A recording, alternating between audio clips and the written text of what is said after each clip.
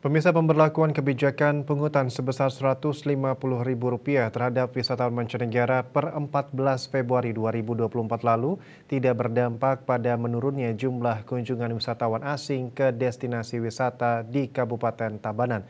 Kunjungan wisatawan asing ke daya tarik wisata DTW Tanah Lot beberapa minggu terakhir tetap stabil meskipun juga sempat terkoreksi karena adanya ajang pemilihan umum.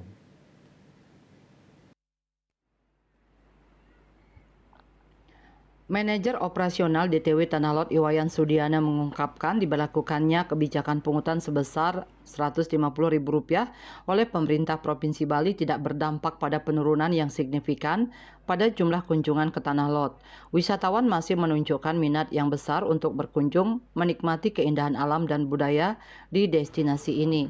Untuk meningkatkan pengalaman pengunjung, DTW Tanah Lot telah bermitra dengan Bali APP, sebuah travel APP yang memberikan fitur peta digital interaktif dan tur audio di area Tanah Lot. Kolaborasi ini bertujuan untuk membantu wisatawan menjelajahi area DTW Tanah Lot dengan lebih efektif dan komprehensif.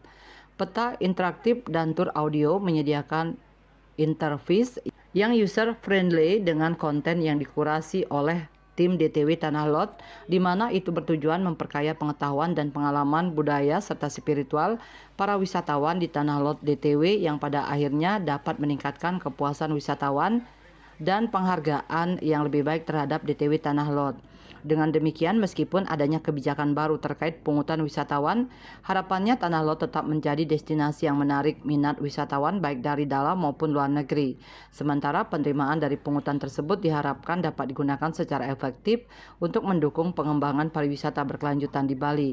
Sementara itu, sesuai data kunjungan wisatawan per 14 Februari atau saat kebijakan pungutan asing diberlakukan, jumlah kunjungan wisatawan ke DTW Tanah Lot total mencapai 3.438 orang dengan rincian untuk wisman anak sebesar 127 orang dan wisman dewasa sebanyak 2.520 orang, sedangkan untuk wisatawan domestik Wisdom anak tercatat 55 orang dan Wisdom dewasa 736 orang. Selanjutnya, per 15 Februari tahun yang sama, total kunjungan mencapai 3.444 orang dengan rincian wisman anak sebanyak 101 orang dan wisman dewasa sebanyak 2.569 orang.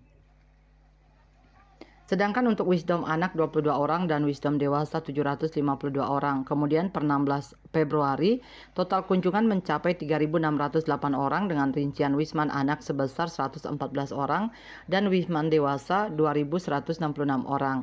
Sedangkan Wisdom anak 53 orang dan Wisdom dewasa 1.275 orang.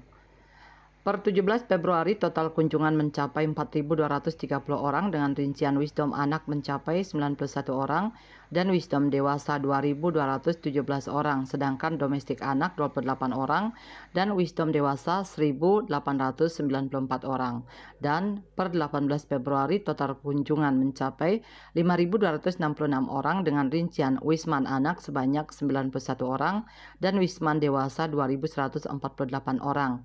Sedangkan untuk Wisdom anak 45 orang dan Wisdom dewasa 2.982 orang. Manik Bisnis Bali.